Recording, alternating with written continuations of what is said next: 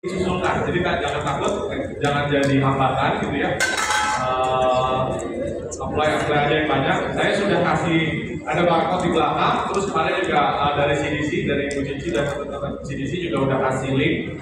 Itu diklik, isinya masuk ke aplikasi JobStreet, isinya lowongan semua. Nanti di slide saya juga ada lebih spesifik posisi-posisinya, ada yang magang, ada yang empty, ada yang posisi-posisi pekerja yang untuk fresh graduate. Jadi kita sama-sama belajar di sini tentang dunia kerja dulu. Perkenalkan, saya Eka dari partnership JobStreet Indonesia. JobStreet Indonesia ya harus disebutnya JobStreet by Six sekarang, karena kita under perusahaan Australia namanya Six, SIIK. Di semua negara JobStreet-nya, JobsDB-nya itu diambil oleh Six dan menjadi satu entitas perusahaan. Kantor pusatnya Six itu ada di Australia, di Melbourne. Gitu ya.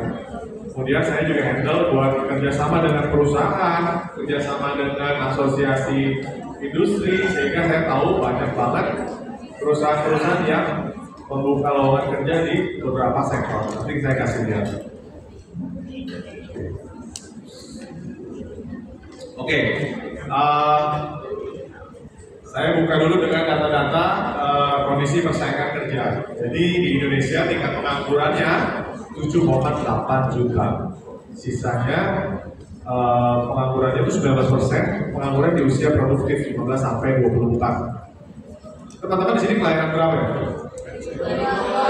Jadi usianya 20, 21, 19, 22. Ini gen apa nih? Gen Z? Gen apa? Gen Z ya. Oke. Jadi saya juga keliling Indonesia membahas generasi kalian. Jadi kita punya treatment yang sangat-sangat khusus buat Gen Z sekarang. Gimana caranya kita deal with angkatan kerja yang usianya 20, 21, 22 yang baru masuk gitu ya. Di dunia kerja mereka nya nggak apa-apa. HRD-nya saya kumpulin satu ruangan kayak gini, biasanya di hotel saya buat. Kemudian kita diskusi gimana strateginya supaya mereka bisa mendevelop kalian di dunia kerja. Supaya jangan sampai kalian menyumbang tingkat pengangguran nanti pada saat setelah lulus. Ini ada data 10 spesialisasi pekerjaan full-time yang paling banyak direkrut di 2023 kemarin.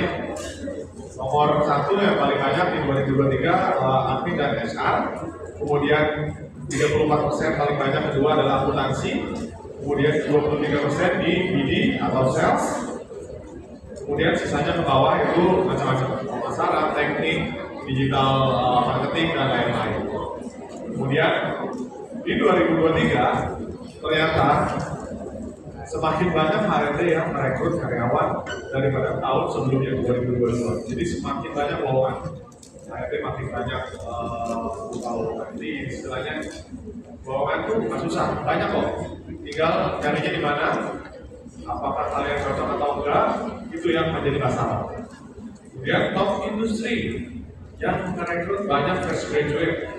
Sampai hari ini data kita nomor 1 F&B bisnis paling banyak merekrut fresh graduate. Kemudian kedua retail, ketiga banking dan financial service, ada yang dari ekonomi, akuntansi, banyak ya. Kemudian manufaktur, itu teknik, education, dan lain-lain. Ini ke bawahnya, ini 10 besarnya. Nanti kalau kalian mau lihat slide-nya saya akan kasih supaya kalian punya basis data. Nah ini lowongan kerja yang paling banyak peningkatannya di 2023 di JobStreet atau di platform pencarian kerja yang lain. Nomor 1 F&B, dan saya kasih infonya sudah naik sekitar 500% dibanding tahun sebelumnya. Mereka merekrut banyak sekali lulusan baru. Kemudian retail 227%, financial and banking 125%, manufaktur 92%, dan tech 19%. Tadi ada yang mereka kerja di tech company, startup ya, itu masih masuk di 5 besar. Sempat menjadi 2 besar, cuma kemarin sempat 1 atau 2 tahun lalu ada Tech Winter. Mungkin kalau pernah dengar Tech Winter itu banyak startup yang kolaps gitu ya, karena keharusan modal, nah bisa pasar untuk melanjutkan bisnisnya, sehingga dari peringkat 2 dia turun ke peringkat 5 sekarang soal rekrutmen karyawan, karena sekarang sudah makin diefisienkan. Oke, ini banyak sekali terjadi mismatch dalam dunia rekrutmen. Nomor 1, overkualifikasi atau under. Jadi kalian bisa over atau under dari yang disyaratkan HRD. Kedua, technical skill dan soft skill. Tadi Mbak Wanda pagi sudah ngomong soal soft skill, itu sangat penting dibanding hard skill ya. Pada saat kalian interview mungkin nggak kelihatan, soft skillnya dulu yang kelihatan. Cara duduknya, jawab interview gimana, face interview gimana, itu dulu yang kelihatan. Itu dulu bungkusnya yang kalian jual. Baru habis itu mereka masuk ke tahap selanjutnya ke technical skill. Itu ya. Kemudian industri specific skill, misalnya kemampuan khusus. Kalau misalnya akuntan ya harus ngerti lah neraca keuangan dan lain-lain. Kemudian ini tips-tipsnya memenangkan persaingan. Jadi nanti kalian selain persaingan dengan teman sendiri, satu Bogor, masuk ke Jakarta, berkompetisi lagi dengan seluruh kota yang masuk ke Jakarta lagi. Plus jangan lupa banyak kemarin teman-teman yang kena PHK karena tech winter, karena resesi dan lain-lain. Mereka rela ambil kerjaan apa aja digaji lebih rendah dari kerjaan sebelumnya, itu menjadi saingan kalian juga. Jangan lupa mereka menjadi saingan kalian juga. Selain sama yang sama fresh grad ya. Nah ini ada tipsnya. Pertama, rencanakan karir kalian dulu. Kalian mau jadi apa sih in the future gitu ya. Dari situ kalian tahu harus melangkah kemana. Kemudian bangun personal branding. Jadi kalian mau tadi Wanda mau dikenal sebagai ibu yang sehat, yang punya anak tapi tetap aktif gitu ya, berolahraga. Bangun dulu itu. Jadi personifikasinya jelas, kalian punya jati diri yang jelas. Kemudian buat CV atau profile yang menarik, gitu ya. Di sini udah diajarin pelajaran membuat CV, sering kali ya. Jadi ini harusnya kalian udah harus bisa buat CV yang menarik. Aktif mencari peluang kerja lewat manapun, lewat CDC, mungkin punya mitra perusahaan. Lewat job street kalian browsing kerjaan-kerjaan fresh graduate dan lain-lain. Perluas relasi, jangan cuma lewat platform, kalian juga bisa berrelasi gitu ya dengan siapapun. Saya misalnya personal gitu ya dengan kawan, mungkin kawan kenal dengan orang-orang di Indonesia, di Trans7 dan lain-lain. Karena itu jalur yang sangat-sangat bermanfaat nantinya. Bisa dibilang jalur orang dalam gitu ya. Kemudian tingkatkan pengalaman melalui magang. Nah ini magang penting. Jadi banyak HRD sekarang ternyata mereka mau rekrutnya statusnya magang dulu karena mereka nggak mau beli pusing dalam karung 3 bulan statusnya magang. Kemudian tetap dibayar. Kemudian nanti setelah 3 bulan, jika kalian melihat oh ini promising, anak ini bagus, anak ini bisa masuk ke budaya perusahaan, mereka akan angkat langsung ke status karyawan. Karena kalau langsung diangkat status karyawan terlalu gambling, terlalu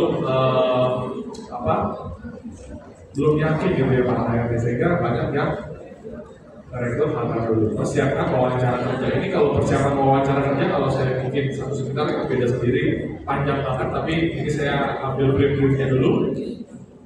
Kemudian untuk CV, apa saja yang perlu dihindari dan apa saja yang perlu dibuat di CV, kita punya di jobstreet.co.id. Kalau misalnya kalian akses lewat website atau lewat handphone, ada template CV yang bisa di-download, tinggal diisi, tinggal diganti fotonya, tinggal diganti narasinya.